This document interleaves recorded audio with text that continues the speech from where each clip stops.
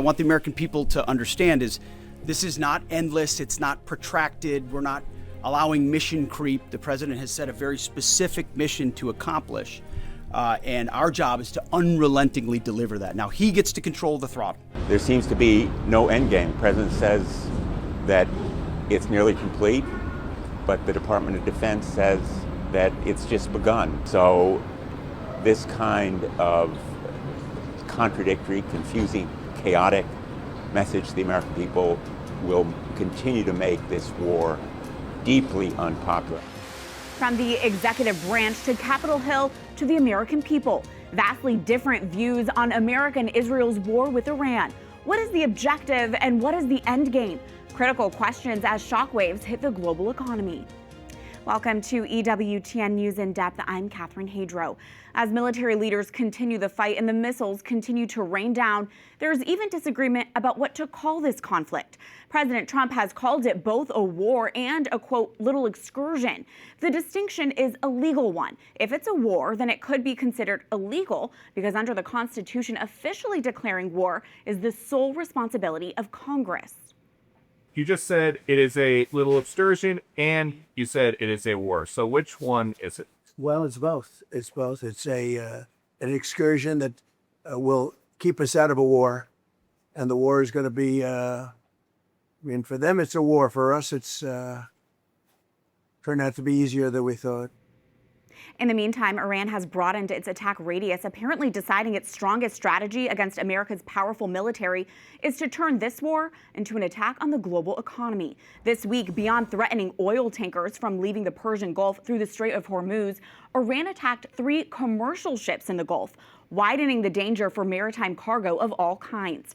Taking the war beyond its own waters, it hit 2 oil tankers sheltering in the Iraqi port of Basra, forcing authorities to stop operations at all Iraq oil terminals. On Thursday, an Iranian attack sparked a major fire in Bahrain near the kingdom's international airport and in close proximity to tanks that service the kingdom's oil industry. And in Oman, Iranian drones hit fuel tanks at the port of Salalah. As firefighters struggle to contain lingering flames, all operations at the port have been paused. Analysts say Iran's strategy appears to be aimed at generating so much global economic pain that it pressures the U.S. and Israel to end the war.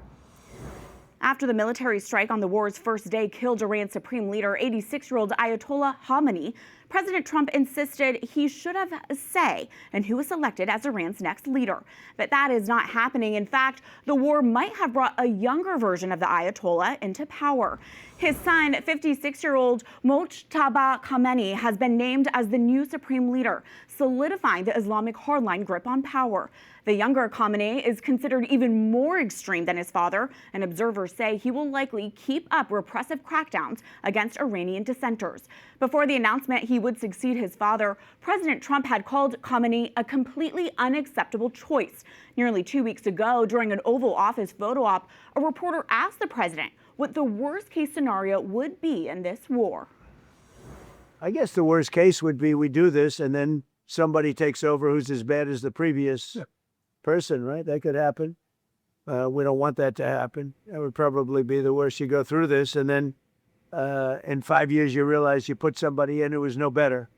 On Thursday, in his first message as Supreme Leader, Khamenei vowed revenge against the U.S. and Israel and said attacks on U.S. military bases in the Middle East will continue. Khamenei was injured in the strike on his father's compound and did not appear on camera.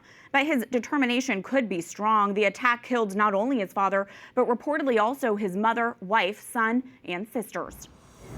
The war continues to take a toll on American service members. The Pentagon acknowledged this week that about 140 military personnel were wounded in Kuwait and Saudi Arabia during the first round of Iran's retaliatory counterattacks, 8 of them severely. That's in addition to the 7 military members whose deaths were confirmed last week. And on Friday of this week, this sad news. U.S. Central Command confirmed all 6 crew members of an American KC-135 perished after a mid-air accident involving another American aircraft over Iraqi airspace. The KC-135 is an aerial refueling plane, and military experts say its operations are among the most complex of all military missions. And this update about that deadly missile strike on an elementary school in Iran that killed more than 165 people, most of them Iranian schoolgirls. Multiple news organizations are reporting a preliminary U.S. military assessment indicates the U.S. accidentally hit the school using outdated and faulty intelligence information. The school is located next to a base for the Iranian Revolutionary Guard. A formal investigation is expected to take months and will include interviews with all of those involved. The bombing of the school has become a focal point of the war, and if confirmed to be at the hands of the U.S., would be among the highest civilian casualty events caused by American military operations in the last 2 decades. In the meantime, Iran maintains its chokehold on the Strait of Hormuz, through which 20% of the world's oil is transported. With growing concern about a possible energy crisis, the price of crude oil remained more than $100 a barrel. On Thursday, the International Energy Agency said the war has triggered the largest supply disruption in the history of the global oil market. But it is not just oil getting jammed up at the Strait of Hormuz. It's also huge amounts of nitrogen-based fertilizer, which is shipped through the strait and used by farmers around the globe, including in the U.S. Since the war began, nitrogen fertilizer prices have jumped by nearly 30%. The disruption coincides with critical early season planting in the Northern Hemisphere and threatens to reduce crop yield and boost food prices worldwide. It is way more significant. It being the global shipping business is way more significant to people's lives than I think people realize. Oil, natural gas, fertilizer, I think would be those most immediately directly affected by what's happening in the Gulf. The additional cost for the ship operators to go the long way round gets passed on to the consumer eventually. Already hitting consumers in the wallet, the price of a gallon of gas in the U.S. has surged by roughly 60 cents a gallon since the war began. On top of the economic toll, the U.S.-Israeli war has now engulfed Lebanon in an attempt to rout out Iran-backed Hezbollah. Hundreds of people have been killed in Israel's intensified strikes, including a beloved Maronite priest. Father Pierre al Rahi was killed in an Israeli strike on Monday. He refused to leave his parishioners behind, assisting the injured until the moment of his death. Bishops, priests, and laity gathered on Wednesday for Father al Rahi's funeral. Mourners carried his coffin to St. George Parish, the community he served for 5 years. Lebanon's Christian villagers gained widespread attention for choosing to remain in their homes despite the escalating conflict. On Wednesday, Pope Leo XIV used his general audience to express his closeness to the Lebanese people and called Father al Rahi a true shepherd who remained with his flock to the end. May the Lord grant that his bloodshed be a seed of peace for beloved Lebanon. Dear brothers and sisters, let us continue to pray for peace in Iran and throughout the Middle East, especially for many civilian victims, including many innocent children. That same day, the Holy Father met privately with the Archbishop of Tehran, Cardinal Dominique McHugh. The Belgian-born prelate had to evacuate Iran after Italy ordered its embassy, where the archdiocese is headquartered, to close. For many of us, the war in Iran is a distant war, but as the conflict expands across the region, it's affecting more of our Christian brothers and sisters in the Middle East and becoming increasingly personal for more members of the faithful. Earlier this week, I sat down in our studio with Bishop Elias Zaidan. He's currently the chairman of the U.S. Conference of Catholic Bishops Committee on International Justice and Peace, but he's also a Maronite bishop born in Lebanon who today leads the eparchy of Our Lady of Lebanon of Los Angeles. Here are his insights as the war in Iran continues to rage on. Your Excellency, thank you for taking the time to come join us in studio today for this really important conversation. You know, first, here you are from the Middle East. Today you are a U.S. bishop. What's your reaction to the fact that the U.S. is now at war with Iran? None of us likes war to start with. You know, violence, wars, you know, the church never would advocate for anything like that. We always like to have peaceful talks and peaceful resolutions. And that's what the Pope has been saying. Violence, we had enough violence, we had enough of wars. Unfortunately, not everybody heeds and hears and take it to heart from that perspective. Well, speaking of violence, there is evidence that suggests an explosion that killed more than 165 people, mostly children, at an Iranian girls' school was likely caused by U.S. airstrikes. As of this interview, the United States has not yet taken responsibility. It has been the highest civilian death toll since the war began. How devastating is this incident? It's always sad to hear anything like that. Any innocent life, even if one person is we always consider human life is sacred. God gave us that gift, and God only can take it from us. Yeah. That's the reason we have to honor and respect life at everyone, especially the innocent people, whatever they are. We've heard concerns from leading Catholics that this very real war that is going on is being treated like a video game by the administration. The White House last week released a video that splices real visuals from the war going on with scenes from action movies, sports, video games. Many have been upset by this. What's your take on the criticisms that the administration is treating this war flippantly? I think all of them taking it, all sides. It's not just one side who's taking it as a video game, I think. I think all of them looking at the lives and the matters in not the proper lenses of peace and love and care and compassion and the common good. That's such a profound point. Anytime there's an attack on life, that's not acknowledgement of the reality of human dignity.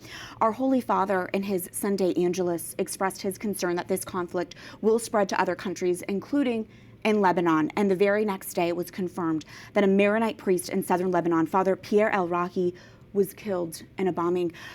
I want to express my condolences to the faithful in Lebanon. You are a Maronite bishop from Lebanon. Did you know Father al Rahi personally, and your reaction when you heard this news and how the conflict is now expanding? I didn't know him personally. I know his bishop very well. I extended my condolences to his bishop. I've seen him on TV. I read about him, how attached to his community and to his parish, to his hometown as well. And he didn't want to leave, and he was giving them courage to leave. The way it happened, from what we know, unfortunately, militia came to the town. The town is mainly Maronite. It's all Christian. Came to there is 2-3 houses on the side of the town, a little bit not outside the center. And they threw, against Israel from that perspective. And this escalated the violence and that targeted. And out of concern for his parish, he went to see them in their home. And that's what happened, the unfortunate situation as well. Today, our patriarch, earlier this week, our patriarch said, no more violence. We denounce. It's only the government has a responsibility to protect the people. We don't want any militia. We don't want any attack against Israel from Lebanon, so that we won't get the attacks from Israel on Lebanon as well. So that we need to stop what we call the spiral of violence. Absolutely. And the cycle of violence. We need everyone to make the effort to stop violence. On that note, what else are you hearing from the church in Lebanon? What is the safety level there? The people over there concerned from that perspective. They're concerned because there could be some, armed people, non-government, they could come to that area and create problem. That's what we want, to make sure the government protect its own citizens. What is the sentiment among Maronite Catholics in Lebanon with the killing of the Ayatollah? If I want to be honest with you, Iran was not the angel Gabriel's or archangel Gabriel's or guardian angel or anything. It did also undermine the Lebanese government and the Lebanese as a country and as a nation. And definitely the Christians suffered because of that as well. Maybe not in that bombing, but slow losses and persecution in some ways. From that perspective, there was sense of relief, but maybe we were hoping to be resolved in a different way, maybe so that we don't get repercussions on that perspective. But not just Lebanon, even the Arab countries also getting repercussions and consequences as well. And we hope that situation will be resolved as early as possible. Because when you see Iranian coming to Lebanon to fight in Lebanon, we don't want that. Right. We didn't ask for that. We don't want Lebanon to be used as a ground for violence. It's not our culture. We don't want it. We've heard our Holy Father express that same concern that this very thing would happen. Finally, Your Excellency, you have such a powerful perspective right now, being from the Middle East and being someone who is advocating for global peace. Do you have any final thoughts for our viewers as this war continues on? First, to pray for peace. Yeah. That's and peace has to start within the heart. If we don't have peace within our hearts, we can never have peace outside. Starting within ourselves, let God's presence move us and guide us so that we could really enjoy lasting peace, the peace that is gift from God in every way. Amen to that. Bishop Zaidan, thank you so much for taking the time to speak with us. God bless you. Thank you. The war has led to a heightened threat environment in the U.S., and on Thursday, tragedy struck at a Detroit area synagogue. That's when a gunman rammed his truck into Temple Israel Synagogue, drove down a hallway, and was fatally shot by security officers. His truck caught on fire and thick smoke billowed from the building. No one else was seriously hurt, including the 140 children in the synagogue's early childhood center. The suspect was identified as a Lebanese-born U.S. citizen. Members of the Lebanese American community say he had been devastated by the loss of several relatives who were killed by Israeli strikes on their Lebanese village 2 weeks ago. The FBI is calling the attack a targeted act of violence against the Jewish community. There is much more ahead on this edition of EWTN News in Depth. Next, a deep dive into the transgender movement in America. Is it dead? We talked to a famed Catholic psychiatrist who predicted its collapse. And we talked to a woman who lived as a man for years about her heartache along that journey and how her faith in Christ has saved her. We'll be right back.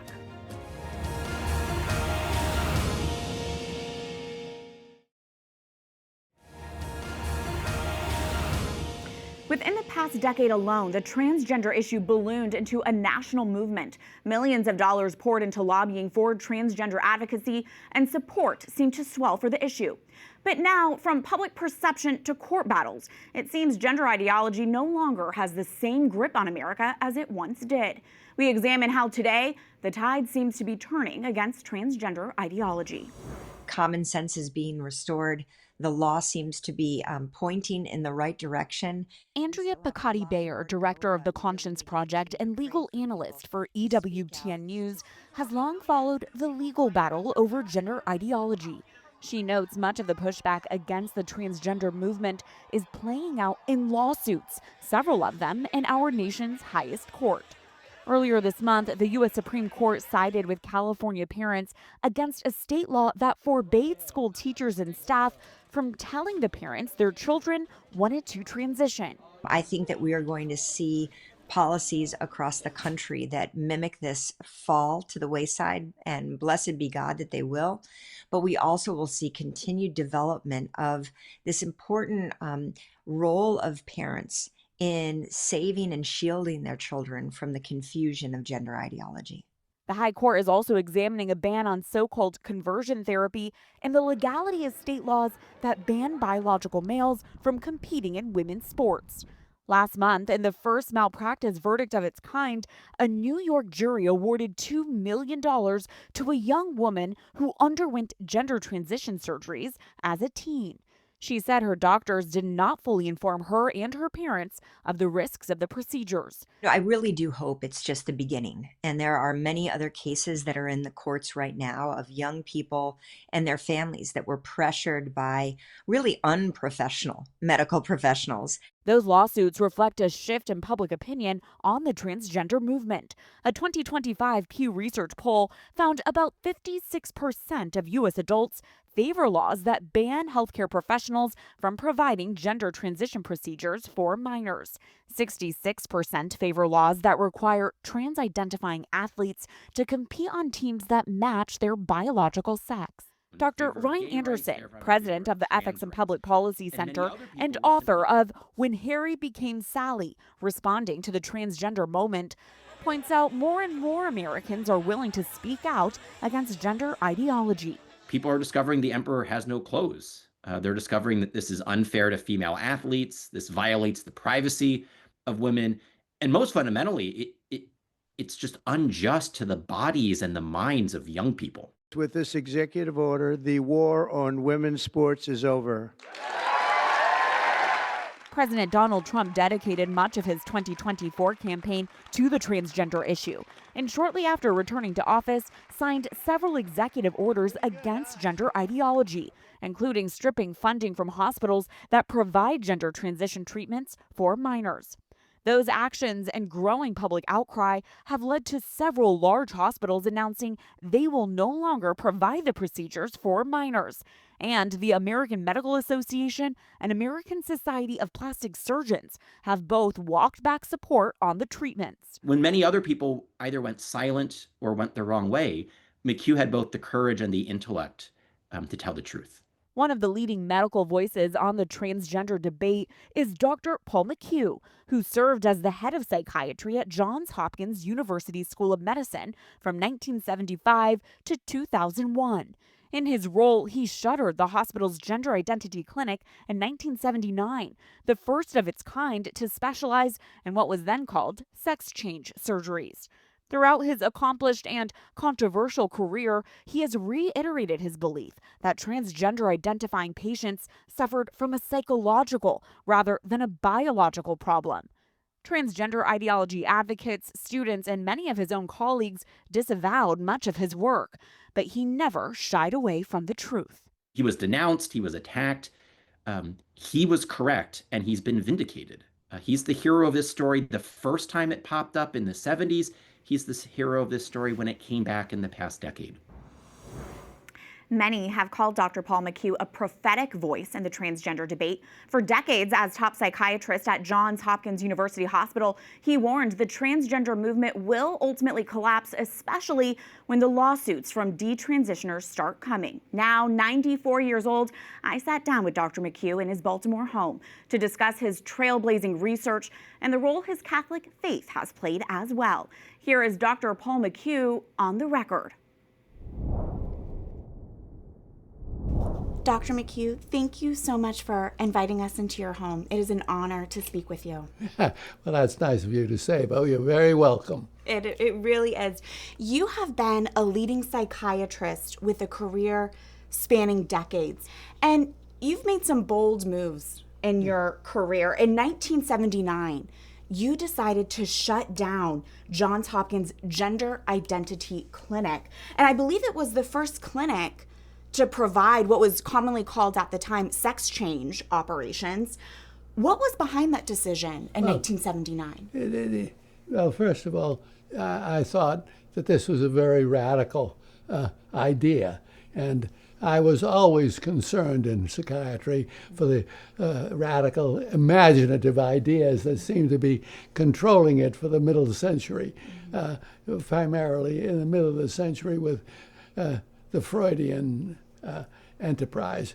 It turned out that when I arrived, there was already a member of our faculty that was deciding to follow up on these cases and to see in what way they were better or worse.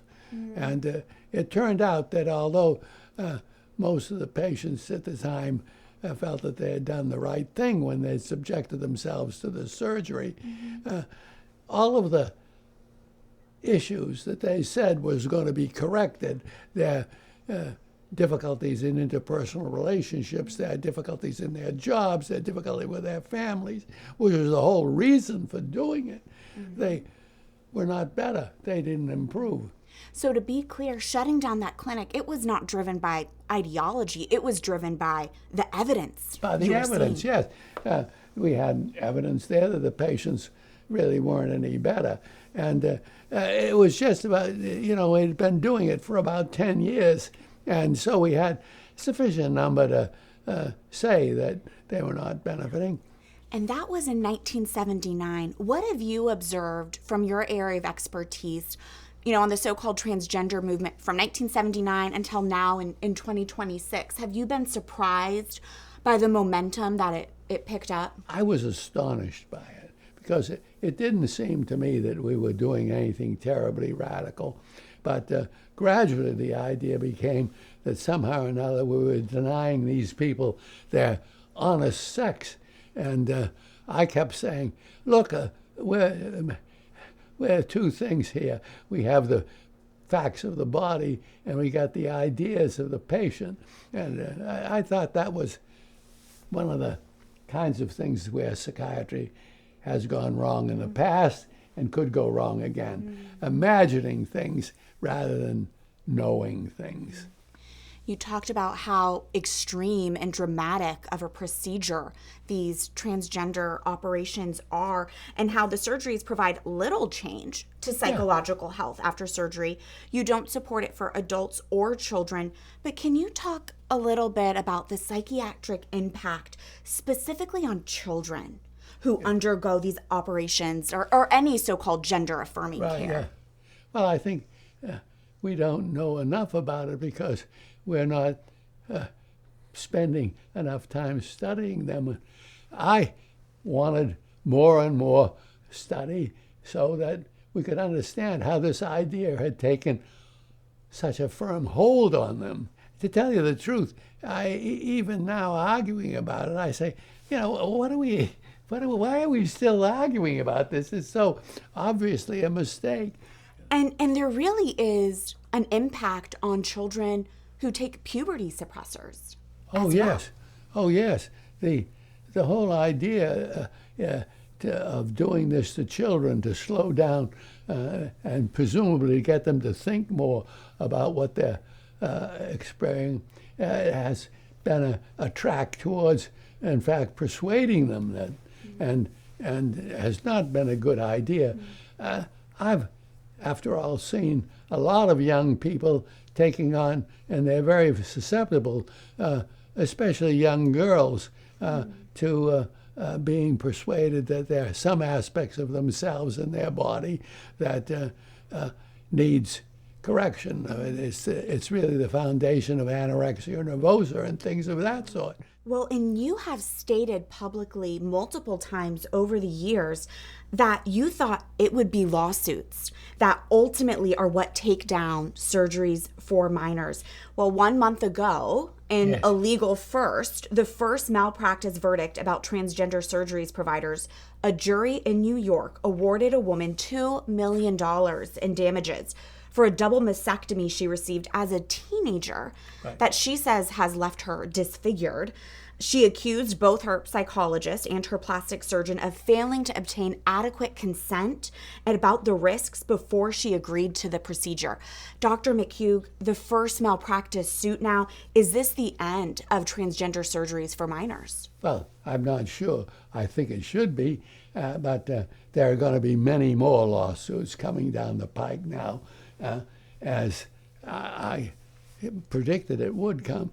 This is one of the problems with psychiatric inventions that often doesn't get sorted out in the clinic. It gets sorted out in the law. 2 million is a small thing. It's going to be a lot higher as more and more people come to realize, and they're going to be mostly women in their, mid-20s. They suddenly find themselves with 5 o'clock shadow and long voices and mutilated, and they're going to come and say to their parents, "Why did you let them do this to me?"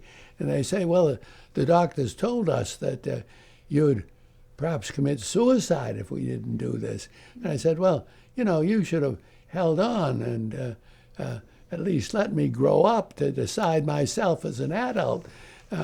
And the parents say, "Well, we were doing the best we could, given that you were transgender." "Well, you see, I'm not transgender." And they go back to the doctors, and the doctors will say, "Well, we couldn't tell you then that we couldn't be sure who would transition happily and who would And that'll be an amazing event when that happens. So suddenly that the doctors themselves, it turns out, were uncertain. And these financial repercussions of the lawsuits. They're going to be big, I'm afraid. And to some extent, you have to remember, all of these people thought they were doing the right thing. They weren't people who were trying to do something wrong. They were trying to do the right thing. It's just they let their imagination carry them along rather than observing the facts. So what do you say to critics who maybe discredit your work because they'll say, oh, well, he's just making these claims because he's Catholic?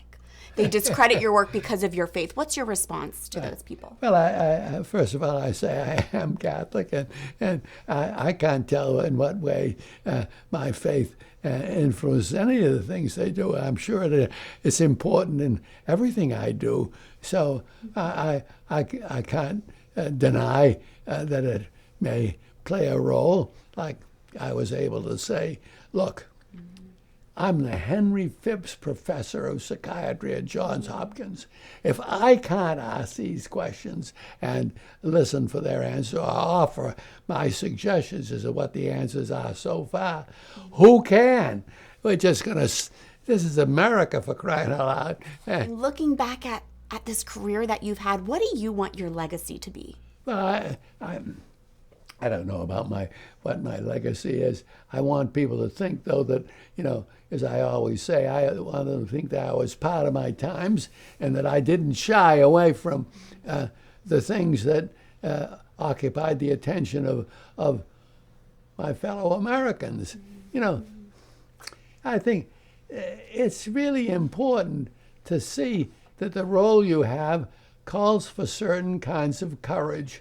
And if you don't have that, you shouldn't have that role. And I had some adventures, and it turns out I was right about a lot of things. That's the fun part. Last question, 94 years old. Any plans to retire? No, I'm not retiring yet. I'm going to see if I can't go a bit further. God got me this far. Maybe he'll carry me on another while. I've got wonderful grandchildren I want to see more of and see how they flourish. Anyway. Dr. Paul McHugh, thank you so much. You're very welcome. Dr. McHugh made clear these were his opinions and not those of Johns Hopkins University, which today is home to the Paul McHugh Program for Human Flourishing. You can watch more of my interview with Dr. McHugh on his concerns about gender transition, specifically for youth, and more on how his Catholic faith has formed him. Just go to EWTNnews.com/watch. The Catholic Church, in her wisdom, recognizes every human person is created in the image and likeness of God, male or female, and that we should not disorder or reject our undeniable biological reality. The 2024 Vatican document Infinitas Dignita, or Infinite Dignity, states, we are called to protect our humanity, and this means, in the first place, accepting it and respecting it as it was created. It follows that any sex change intervention, as a rule, risks threatening the unique dignity the person has received from the moment of conception. While statistics and studies do reveal some of the harm caused by gender transition surgeries, there is nothing more powerful than hearing firsthand from people who have personally detransitioned, people who carry the permanent scars and side effects from transgender ideology and who are now speaking out against it. Our next guest has one such powerful story. Jessica Rose identified as a trans man for about 7 years. During that time, she went by the name Aiden, took testosterone, and underwent a double mastectomy. She said she somehow felt that changing her body and identity would erase the pain and trauma from her childhood. After years as living as a man, she fell into deep despair and attempted to take her own life, but survived. Months later, her boss at work shared the gospel with her, setting her on a new path of life in Christ. She has since stopped taking hormone treatments and has returned to living in her true identity as a woman and shares her testimony with others today. And joining us now to share her thoughts on the trajectory of the transgender movement today with insights from her own story is Jessica Rose. Jessica, thank you for joining us and for being willing to share your story. I just want to say I only scratched the surface of sharing your journey, and I encourage our viewers to watch your full interviews on The Lila Rose Show and on Kim Zember's Here I Am Stories podcast, where they can hear more. But Jessica, I understand in your journey, you met only one time with a psychologist before beginning so-called gender-affirming care, before you began taking testosterone injections. What was that one meeting with a psychologist like? It was brief. One, let me just say thank you for having me. But it was a brief meeting. It was a, why are you here? I believe I'm supposed to be a boy. Okay, let's have you meet with an endocrinologist. Wow. What do you think the true psychiatric care was that you really needed in that moment? I needed somebody to ask me why. Yeah. I needed somebody to figure out, where did this all begin? In the community of pride, we say, I was born this way, and we know we are not born this way, but we don't want to admit something led us this way. We don't want to admit the trauma that might have led this way. We don't want to give power to molestation or anything, but real pain has led us to want to protect ourselves the way that we did. And that have led us to want to run away from who we were created to be. You needed someone to walk with you in your suffering. Jessica, what's your reaction to Dr. McHugh's findings that transgender surgeries provide little change to psychological health after surgery? Do those findings match with your personal experience? Oh, completely. I think I felt so seen. Wow. I believe that the outer experience that transitioning does for someone gives them a thrill. It did for me. We saw these pictures of the beard, we saw these pictures of what I look like. That's what I wanted. And yet, it didn't actually fulfill me. I just looked good, but I was still the broken 12-year-old girl. Jessica, and you were And it so didn't young. fix anything. You were young. I mean, I think you were only 21 years old when you began transitioning. Knowing what you know now, what's your reaction to the fact that there are children younger than that beginning those same gender transitioning treatments? Yeah, Catherine, I believe if I was grown, right? Everyone says at 21 you're an adult. You can make these decisions for yourself. You can go buy cigarettes now. You can have tattoos. You can do so many things at 21. So at 21, I thought I was grown enough to make this decision, to alter my body, to get these surgeries, to fill myself with testosterone. And knowing that the deeper wounds were mental, it did nothing. I've seen as young as 6 to 9 years old that parents are allowing their children to transition and begin hormone blockers. My heart breaks because I was wrong at 21 years old. How much more is this 6 to 9-year-old wrong about what they want? We love to say the frontal lobe isn't even developed. And it's really not as a cliche to throw at somebody, but the reality is they do not know things. They are still so young. They may not be aware of the factors that are contributing. When we have this inner body experience, I want this, I like this, I think this is what I believe.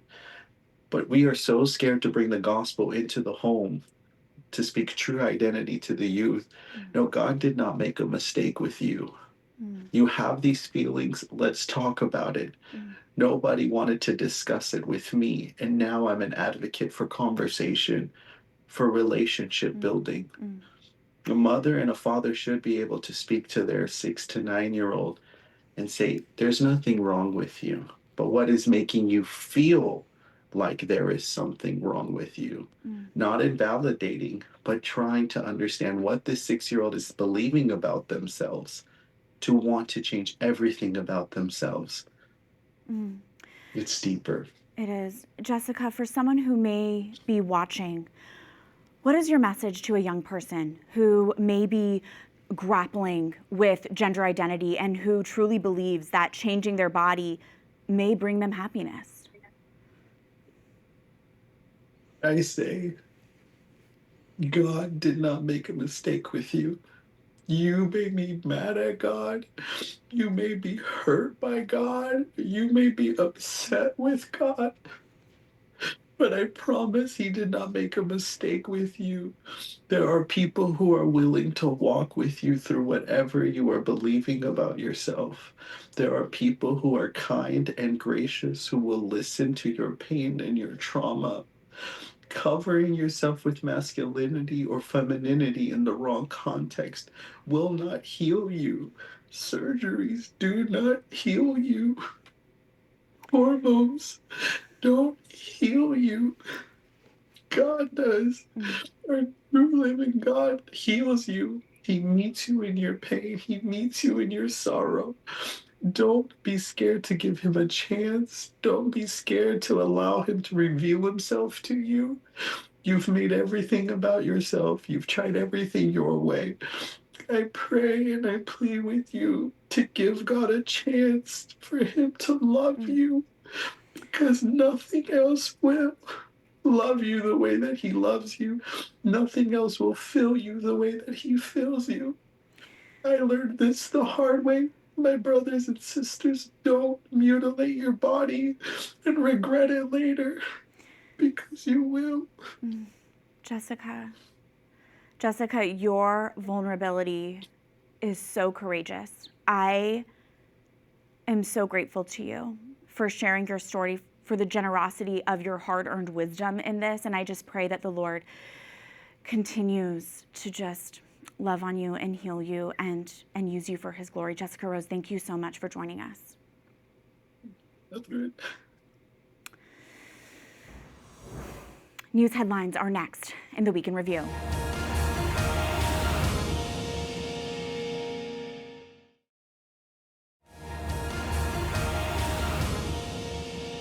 There is movement on multiple fronts this week in the Jeffrey Epstein investigation. Details of that top the Week in Review. Epstein's longtime accountant and executor of his estate was called to testify under oath on Capitol Hill before the House Oversight Committee. Richard Kahn was Epstein's accountant for years. He told lawmakers he had not personally seen evidence of Epstein's sexual abuse, but provided a fuller picture of how Epstein acquired his wealth, which at one point was over $750 million, and how he spent it at his various properties. Kahn is mentioned more than 50,000 times in the Epstein files. As executor of his estate, Kahn also managed payouts of more than $121 million from the Epstein's Victims Compensation Fund to more than 135 survivors. Also this week, the New Mexico Department of Justice launched a search at a sprawling property Epstein used to own, known at the time as Zorro Ranch. Some Epstein victims say they were abused and trafficked at the remote and isolated estate near Santa Fe. The property has changed hands since Epstein's death in 2019, and evidence has likely been lost. But recent Epstein file mentions have spurred state authorities to open a criminal inquiry. The alleged scale of abuse in the Epstein case has shocked the world. EWTN News in Depth talked exclusively with a New Mexico rancher whose family sold Zorro Ranch to Epstein. Here's reporter Mark Irons. The apparent first-time search of Jeffrey Epstein's Zorro Ranch in New Mexico comes 7 years after the death of the convicted sex offender who was charged with trafficking underage girls and, according to allegations, committed crimes here decades ago. It's definitely too little too late. A day before the New Mexico Department of Justice began the search, just outside the property, New Mexico resident Amanda Cisco joined other protesters alongside family members of Epstein accuser Virginia Giuffre, demanding justice for victims. It feels like girls and women aren't believed. A former worker at Zorro Ranch provided EWTN News in Depth with these pictures taken in 2003 of the outside and inside of the property. And now, in an exclusive interview, we're learning more about Epstein's time here from a member of the family that sold him the ranch. He fooled a lot of people. He was powerful. He gave money to a lot of politicians. Jerry King, a rancher and one-time political appointee as assistant land commissioner, is the nephew of Bruce King, the former governor of New Mexico who owned this ranch 30 miles south of Santa Fe before selling it to Epstein in the early 90s. I never went up to the ranch once they purchased it. King, who says he never met Epstein and claims he avoided conflicts of interest during his time at the land office, did call himself a friend of former New Mexico Governor Bill Richardson. When I would see him every once in a while, he would ask me, he says, you been out to Epstein's? That's your guys' ranch, and it was sort of tongue in cheek. Richardson received campaign donations from Epstein, and in a deposition, Virginia Giuffre alleged he was one of the men she was directed to have sexual encounters with. In a response, he said he'd never met her and denied any wrongdoing.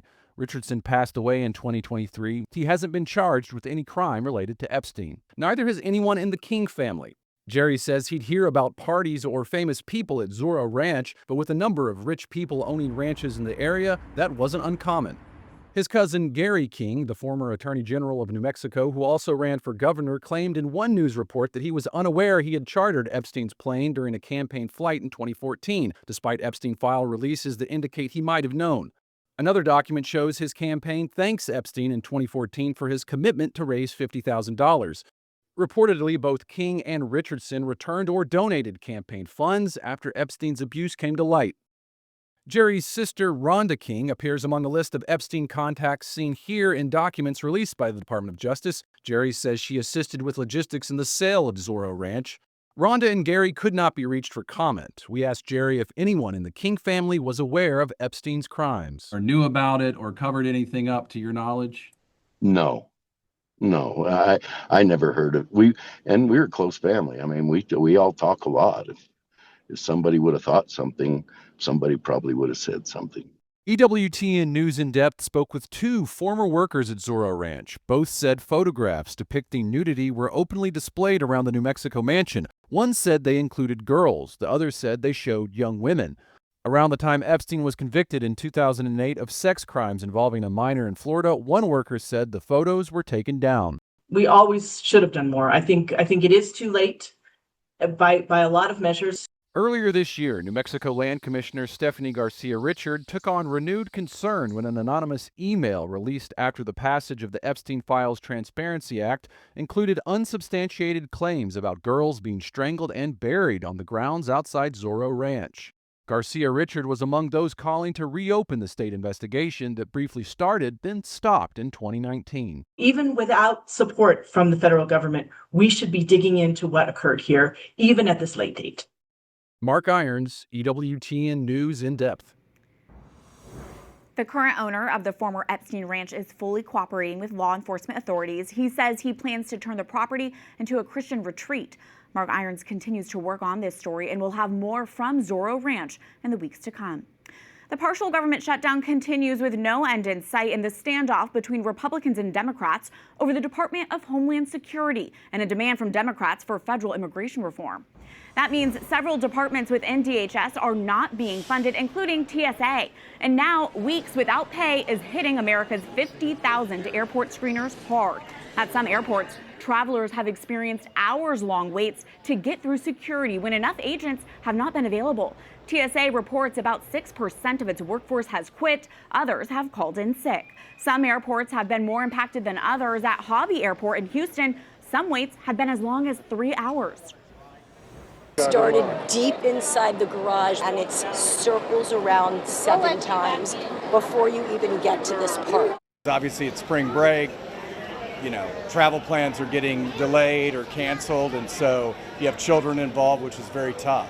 Many aviation officials have asked Congress to go ahead and fund TSA, even if ICE reforms are still in limbo. Travel advice for now is to get to the airport early. TSA staffing cannot be guaranteed, as some workers are forced to divert to second jobs to pay their bills. Pope Leo XIV has appointed an apostolic nuncio to his home country. Archbishop Gabriele Caccia will be the Holy See's new representative in the United States. Born and raised in Milan, Caccia has served in several roles for the diplomatic service of the Holy See, most recently as the permanent observer of the Holy See to the United Nations. He said he receives this new role with both joy and trepidation, and that it will be a mission at the service of communion and peace. Caccia replaces Cardinal Christophe Pierre, who served as apostolic nuncio to the U.S. for a decade. Americans love Leo. According to a new survey from NBC News, Pope Leo XIV is one of the most popular public figures in his home country. Among 1,000 voters asked about Pope Leo, 42% said they felt very positive or somewhat positive. Only 8% said they felt very negative or somewhat negative about our pontiff. With a net rating of +34, Leo ranked well ahead of TV host Stephen Colbert, Vice President J.D. Vance, and President Donald Trump. Even babies have been caught up in the Pope Leo effect. The Holy Father often pauses his Wednesday Pope-mobile ride through St. Peter's to bless little children. But this week, he was stopped in his tracks when he saw a little baby dressed just like him, white Zucchetto and all. A gleeful Pope Leo greeted and blessed his mini-me, little Juan Diego, who traveled all the way from El Salvador with his family for this special moment. Finally, as we close today, we preview a new documentary from EWTN News and Depth correspondent Colm Flynn on the state of the Catholic Church in Ireland. 3 years ago on this program, Colm reported on the decades-long decline in the Catholic faith there, exacerbated by the clergy's sex abuse crisis. Now, Colm re-examines the faith landscape and says there are signs of hope as young people reinvigorate Catholic faith traditions. Here's an excerpt of Colm's upcoming documentary. It's Wednesday evening in Galway City, and in the cathedral around 60 young people have gathered to sing, to pray, and to sit in silence for Eucharistic adoration.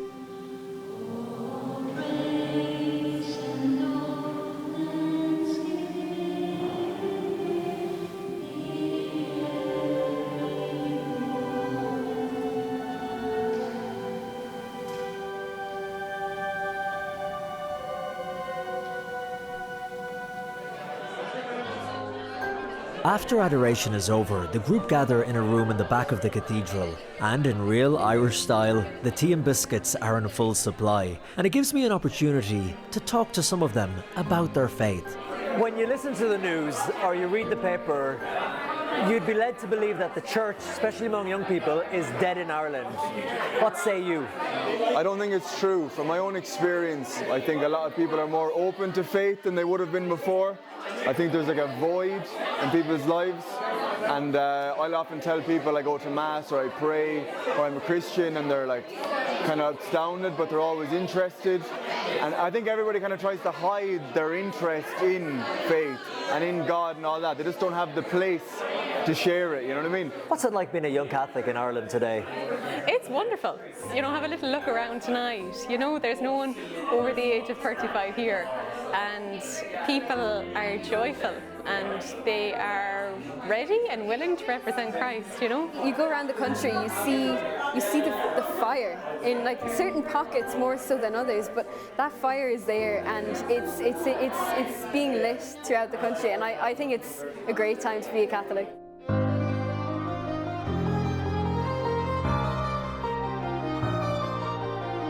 Ireland once had a practice rate of over 90%, but over the decades that number has diminished to now around 30%. But the interesting aspect of this story is the recent increase in the number of young people expressing interest in the faith. There is anecdotal evidence from across Ireland that seems to suggest Gen Z, that's people in their teens and 20s, are starting to turn to Christianity, and to some degree, the Catholic Church. For example, more Bibles were sold last year in Ireland than in any year since 2013. This year, almost 130 people are preparing in the Archdiocese of Dublin to be baptised at Easter. And a new report published by the Irish Catholic Bishops' Conference showed an increase in young people practicing their faith in 2023 and 24. The report very interestingly does point to some type of uptick, as they call it. From Galway in the west to Cork in the south, and more signs of hope. In the Church of Saints Peter and Paul, they have restarted 24/7 Eucharistic adoration, which is mainly being attended by young people.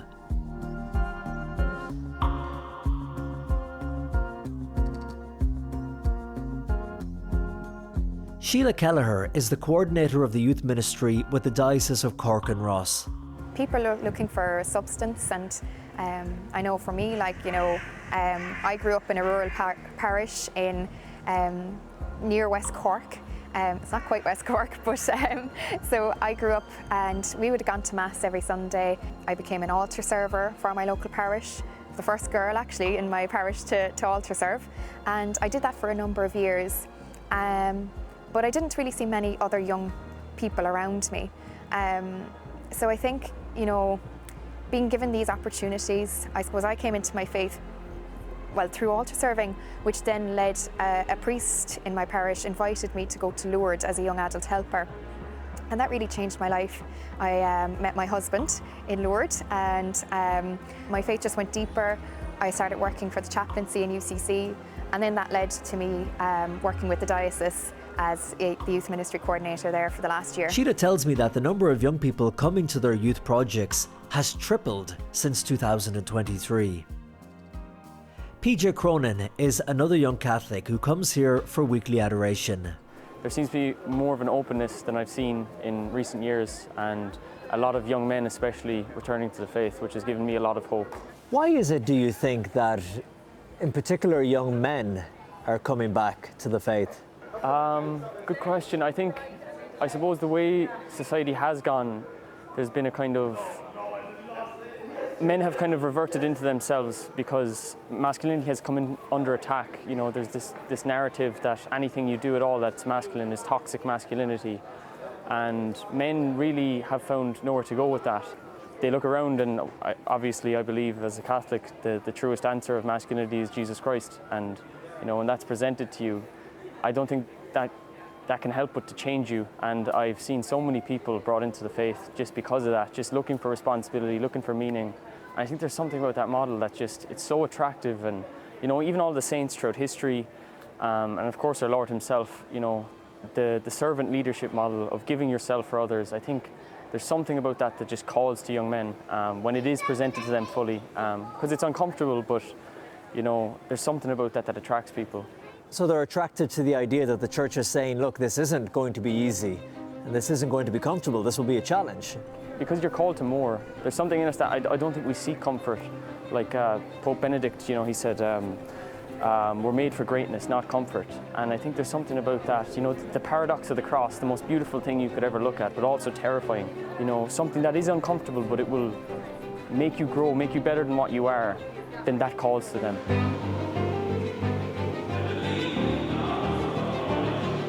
Sunday morning Mass in Cork, and the cathedral is busy, and those who are attending are mainly the older generation. However, you have some of the young people who are coming back as well. But what type of Catholic church are they coming back to? To find out, I sat down with Bishop Fintan Gavin. I see a very vibrant, renewed church, a church much more of conviction, where people make a decision about being part of church. When you say a church of conviction, what do you mean by that? That, I suppose, if we look at the church in the past, that changed very quickly. It was very much, there was a culture there that supported it. People went, the expectation was people will be in church on a Sunday, people were part of it. I think today there's a very, very strong culture that doesn't support faith, so people have to make a decision around faith themselves. I think the church today is a much humbler church, and that we're leading from gospel values that are based on justice, peace, love, integrity. We've seen a great growth here in new communities coming to Ireland from other parts of the world. We had 14 young people who were received into the church or baptised here at our Easter Vigil last year from Ireland, but other parts of the world as well. And so you see those signs of renewal. In Ireland, Colm Flynn for EWTN News in Depth.